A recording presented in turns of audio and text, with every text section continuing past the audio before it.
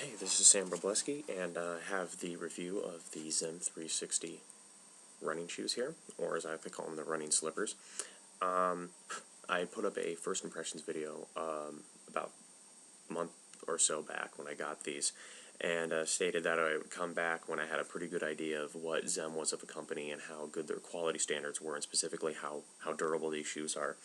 So I've been running in these, and I've been taking them to the gym, and I think I have a pretty good idea of how they hold up. Or at least I'll have a pretty good idea of how they'll hold up. I haven't had them for as nearly as long as I should to really get a good idea of that. But I think I should preface this whole review by saying that I am not I'm not a very hardcore runner. I'm more of a runner who runs for fitness. Most of my exercise prior to training for Tough Mudder has come from just weightlifting, so I'm fairly new into consistent, running 2-3 times a week, even though I know that's even running very little compared to some people. But I trade equally between lifting and running now, and I'm just starting to really get seriously into running. So let's just start talking about this shoe a little bit. And I think the best way to compare this is, in my minimalist stable, is to compare it to the Vibram KSO. Now, the reason I like this more than I like the KSO is mainly because this doesn't restrict your foot position as much. And my chief complaint for the KSO is that even though you have toes, they're locked into a position that doesn't allow them to splay as much. And this isn't the same complaint for everyone, it's very subjective, but for me, these, I don't like the toes as much. However, I will be using these when I run in Tough Mudder, so I still think they're very usable. I like the Vibram soles, and they're still doing a good job for the minimalist running movement.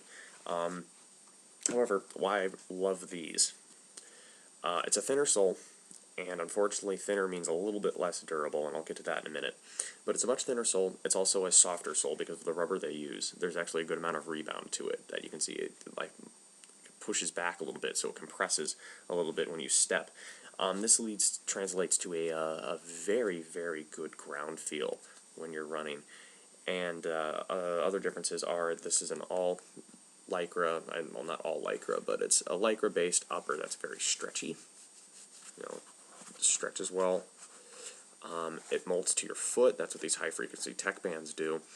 And even when these are wet, because I've run in them when it's wet outside and gotten these a little bit soaked, even when they're wet, they keep your foot warm, which is great, because I did a trail run not too long ago in the KSOs, and it was during the middle of a snowstorm, so to speak, and our feet got soaked through, and they were so cold. These hold. These would probably keep your foot at a nice temperature, even in those conditions.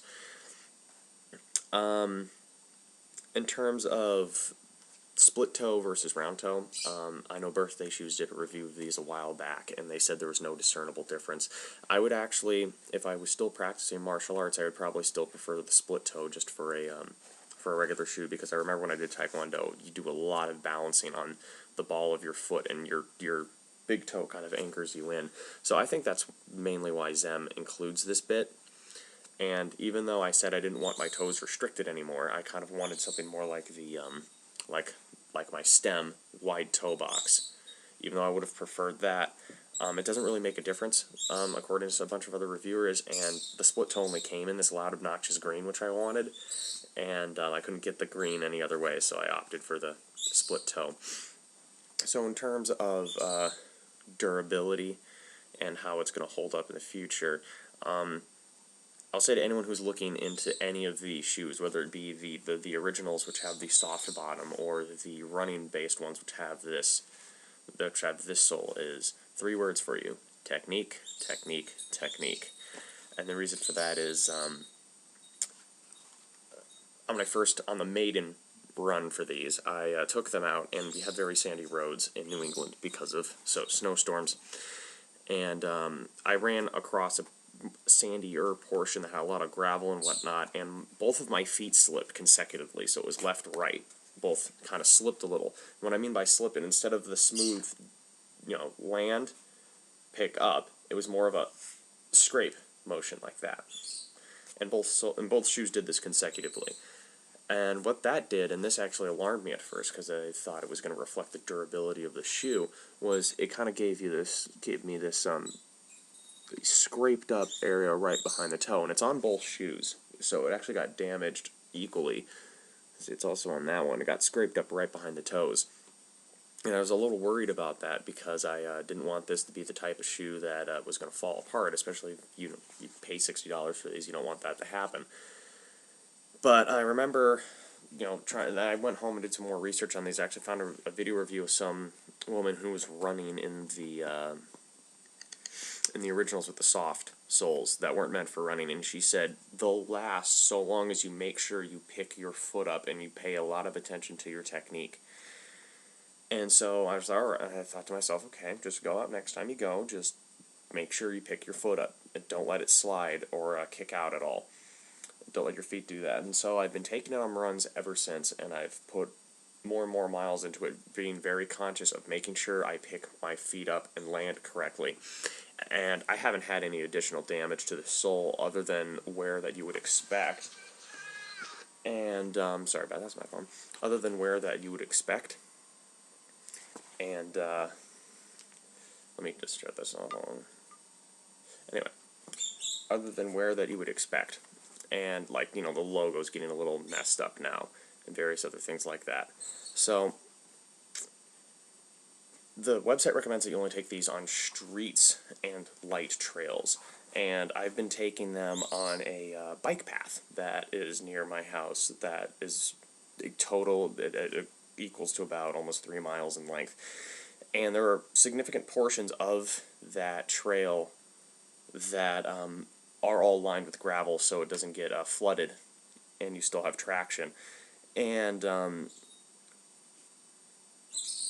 having run barefoot before, I know that gravel is not your best friend, and having a shoe with a lot of ground feel, gravel will still remain kind of a nemesis of running. And even running across gravel, I've had no additional damage, and it just comes down to technique. If you come to a rougher portion of the road, run a little lighter. Just be a little lighter on your feet while you're running.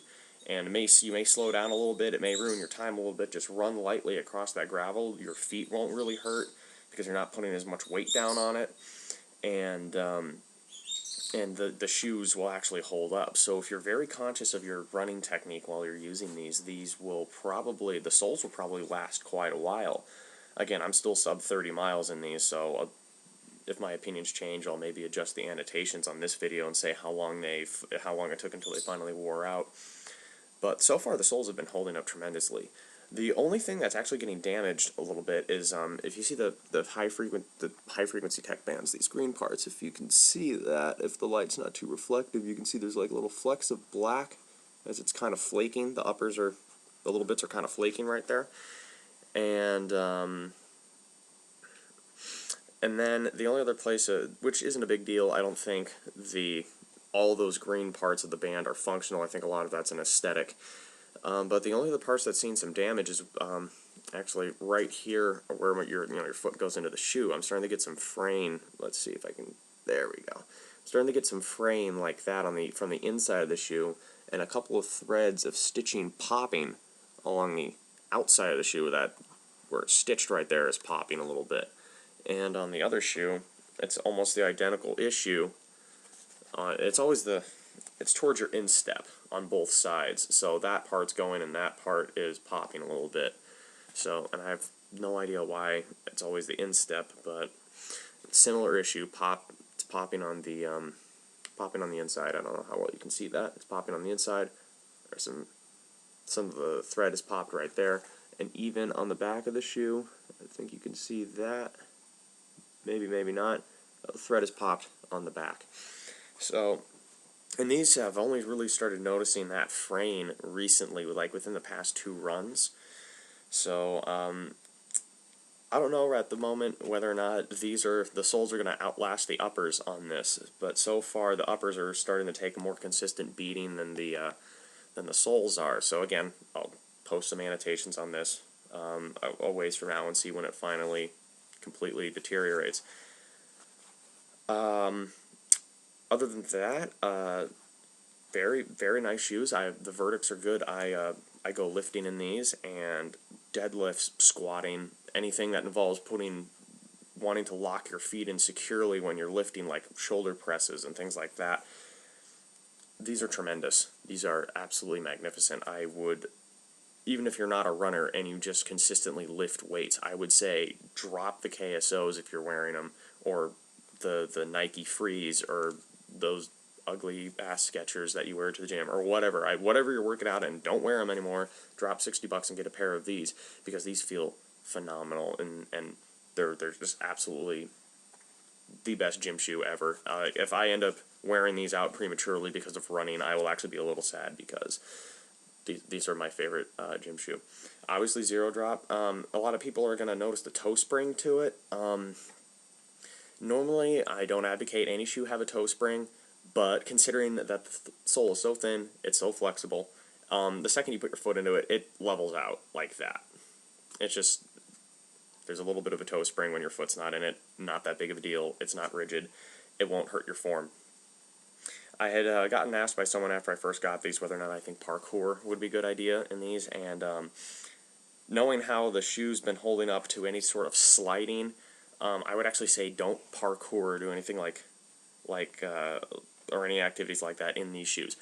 I don't parkour myself, so if someone wants to try it, feel free to send me a message and correct me. I would love to see a review of these from a practitioner of parkour free running. I would love to see a review from that standpoint. But I think that if maybe you overcompensated on a jump or something like that, and maybe you slid a little bit when you landed, or the whatever surface you were going to land on wasn't completely clean, or I don't know what the scenarios would be for free running, but I think if there was a little bit excess sliding, these would actually wear down a little faster. As you can see, I still have a good amount of tread left on this. And so for that, I wouldn't recommend it, but again, I don't have that perspective, and I would love to hear a practitioner of parkour or free running talk about a shoe like this. So basically in review, technique. Just make sure you have a good running technique, and if you don't, these will fix your running technique, because you don't want to lose your $60 investment. If you're not a runner, you just go to the gym, wear these going to the gym, and you'll never ever experience a better gym shoe.